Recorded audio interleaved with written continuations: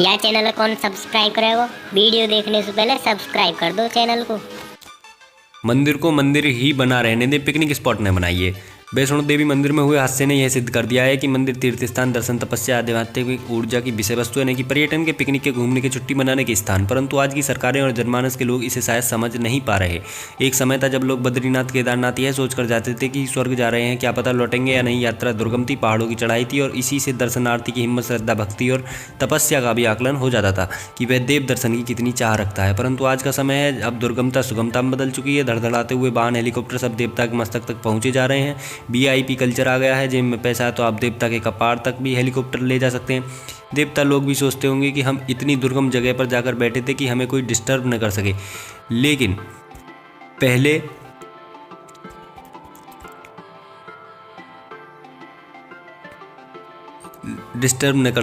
पहले तो जो आते थे वे श्रद्धा भक्ति लेकर आते थे। मुझे भी उनको आशीर्वाद देने का मन कर ही जाता था। लेकिन आज तक कूल ड्यूड, लौंडा, लफाड़ी, आस्तिक नास्तिक सब ऊपर चढ़े आ रहे हैं। बस जेब में गांधी होना चाहिए, ना नौकरी की छुट्टी होनी चाहिए। ये आएंगे होटल में मीट मुर्गा खाएंगे, दारू पियेंगे, फिर बेल बॉटम पहन के परम श्रद्धालु बनकर सरपट मुझ तक पहुँचेंगे, फोटो खींचेंगे, वीडियो बनाएंगे, खाएंगे पियेंगे, मस्ती करेंगे और लौट जाएंगे। इन बातों को समझना होगा हमें भी, सरकारों को भी। मंदिरों के अंदर जहाँ देवता की मूर्ति, यंत्र, प्रतिमा या शिवलिंग स्थापित होती है उसे गर्भगृह कहा जाता है। गर्भगृह में प्रवेश करने, देवता को स्पर्श करने की पहले तो अपने में आप में सामर्थ्य होनी चाहिए, तन और मन वस्त्र की शुद्धता होनी चाहिए। वैसे प्राचीन परंपरा के अनुसार विग्रह का स्पर्श नहीं करना चाहिए।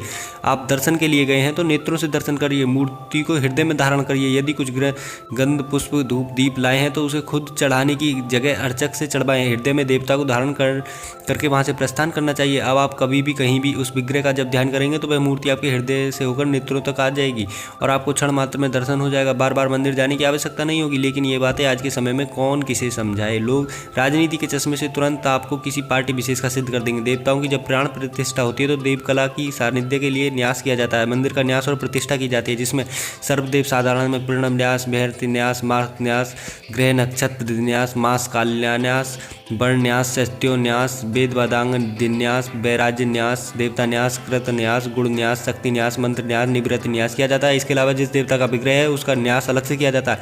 जिस स्थान पर विग्रह स्थापित करनी होती है उस पर पंचरत्न, स्वर्ण, ब्रह्मशिला, आसनशिला स्थापित की जाती है तथा उसमें बहुत से रत्न औषधियों को डाला जाता है। तब उसके ऊपर विग्रह की स्थापना, चल अचल प्राण प्रतिष्ठा की जाती है तथा विग्रह का संस्कार संपादन किया जाता है। धीरे धीरे वह विग्रह जब विधि विधान से अर्चक द्वारा पूजी जाती है तो वह जागृत होने लगती है और दर्शन मात्र से सकल कार्य सिद्ध कर देती है। आज की स्थिति यह है कि अचल प्रतिष्ठान मूर्ति मंदिर को जब मन हो तोड़ दे रहे हैं। अपने मतलब के मुताबिक कभी यहाँ तो कभी वहाँ स्थापित कर दे रहे हैं। प्रतिष्ठा के मुहूर्तों, कर्मकांडों की विधियाँ का सर्वथा त्याग किया जा रहा है। ये कर्मकांड अब ढकोसला बनते जा रहे हैं।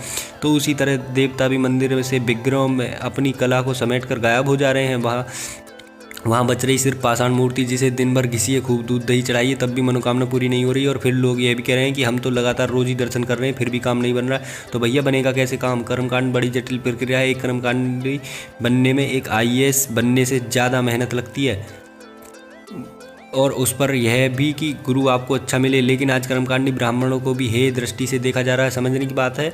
आपका धर्म, कर्म, वेद, शास्त्र इन्हीं कर्मकांडी पुरोहित, साधुओं, सन्यासियों, पंडितों ने सहेज कर रखा है। नहीं तो जितना आक्रमण भारत ने झेला है सब कुछ लुप्त हो गया होता। कहने का तात्पर्य यह है कि मंदिरों को आस्था, श्रद्धा, भक्ति, तपस्या का स्थान ही बने रहने दें। ओम। कुछ ना कर सको तो शांति समुदाय का आर्थिक बहिष्कार जरूर कीजिए मेरे हिंदू भाइयों और बदला लेना सीखिए। जय श्री राम।